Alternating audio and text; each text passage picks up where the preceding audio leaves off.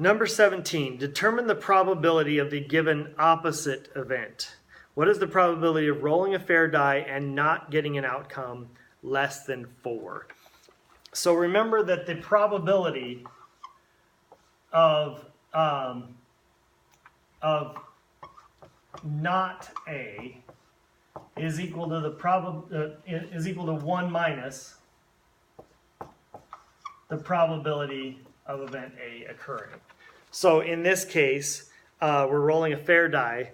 What is the probability? Let's first figure out what's the probability of getting an outcome less than 4.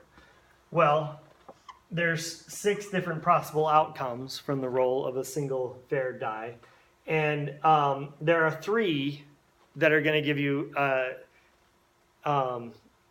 less than 4. There's a 1, a 2, or a 3. So there's 3 there, which reduces to 1/2. And then the probability of that event not occurring would be 1 minus 1/2, which of course is 1/2.